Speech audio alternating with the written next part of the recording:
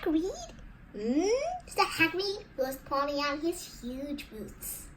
I haven't got any money, and you heard Uncle Vernon last night. He won't pay for me to go and learn magic.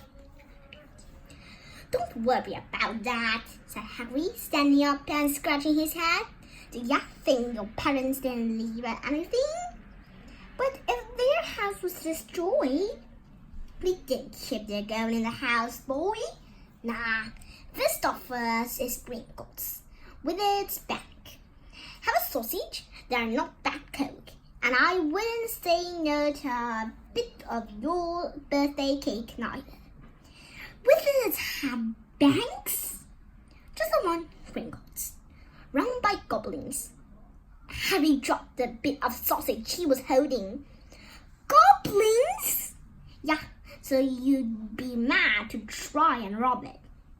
I'll tell you that. Never met with goblins, Harry. Gringotts is the safest place in the world for anything you want to keep safe. Except maybe Hogwarts, as a matter of fact. I gotta visit Gringotts anyway for Dumbledore Hogwarts business.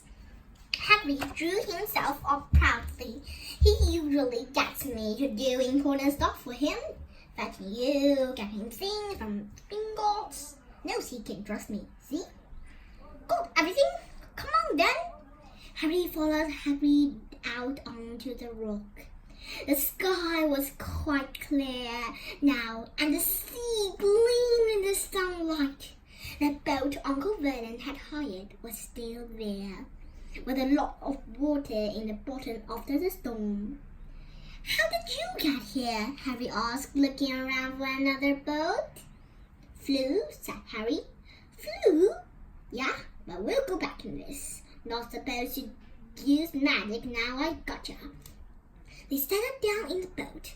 Harry still staring at Hagrid, trying to imagine him flying. Seems a change to roll, though, said Hagrid, giving Harry another of his sideways looks. If I was to speed things up a bit, would you mind not mentioning it at Hogwarts? Of course not, said Hagrid, eager to see more magic. Hagrid pulled out the pink umbrella again, tapped it twice on the side of the boat, and they set off towards land. Why would you be mad to try and rob Gringotts? Harry asked. Spells, enchantments, said Hagrid, unfolding his newspaper as he spoke. They say this dragon guarding the high security woods, and then you gotta find your way. Gringotts is set hundreds of miles under London Sea, deep under the ground. You'd die of hunger trying to get out, even if you did manage to get your hands on the sunlight. Harry sat and thought about this while Hagrid read his newspaper, The Daily Prophet. Harry had learned from Uncle Vernon that people like to be left alone while they did this. But it was very difficult. He never had so many questions in his life. Minister of Magic, messing things up as usual. Hagrid muttered, turning the page. This Ministry of Magic? Harry asked, before he could stop himself. Course, said Hagrid. They wanted Dumbledore for minister, of course, but he never leave Hogwarts. So old Cornelius Fudge got the job. Bungler, if ever there was one. So he pelts Dumbledore with owls every morning asking for advice. But what does the Ministry of Magic do?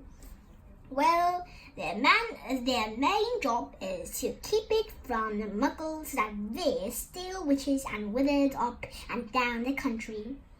Why? Blimey, Harry, everyone be wanting magic solutions to their problems. Now, we're best left alone. At this moment, the boat bumped gently into the harbor wall. Hagrid folded up his newspaper and they clambered up the stone steps and to the street. Passers-by stared a lot at Hagrid as they walked through the little town to the station. Harry couldn't blame them. Not only was Hagrid twice as tall as anyone else, he kept pointing at perfectly ordinary things like parking meters and saying loudly, "See that, Harry? Things these muggles dream up, eh?" "Hagrid," said Harry, panting a bit as he ran to keep up. "Did you say there are dragons at Gringotts?" "Well, so they say," said Hagrid. "Creaky, I like a dragon." "You like one?" "Wanted one ever since I was a kid. Here we go." They had reached the station. There was a train to London in 5 minutes' time.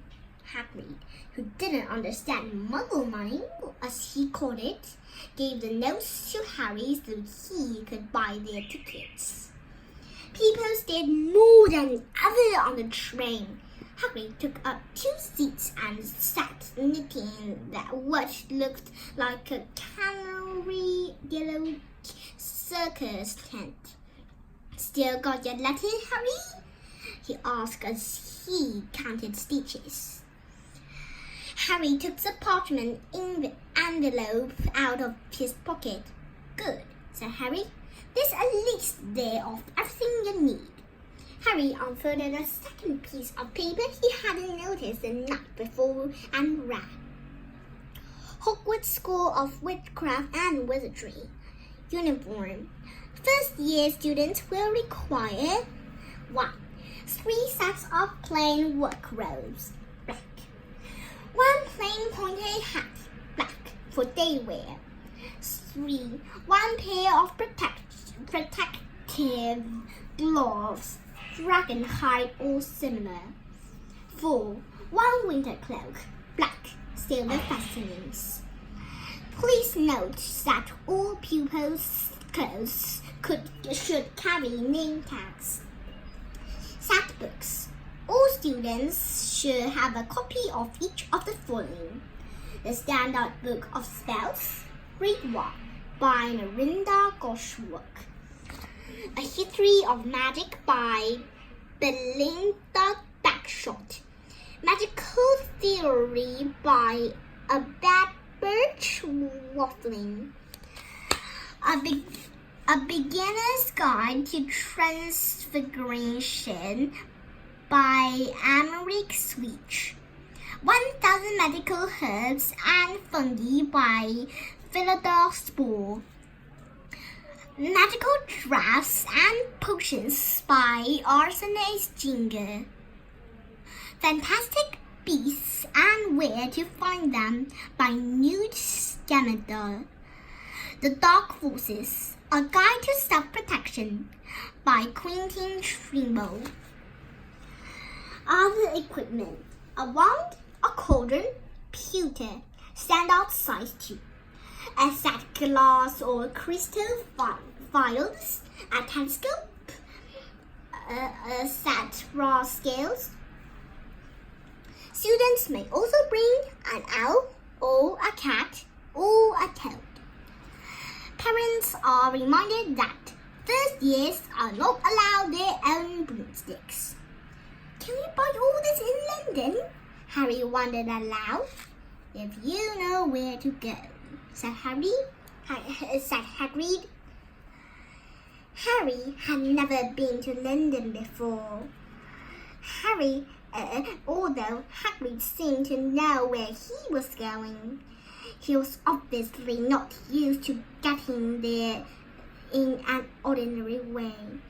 He got stuck in the ticket barrier on the underground and complained loudly that the seats were too small and the trains too slow.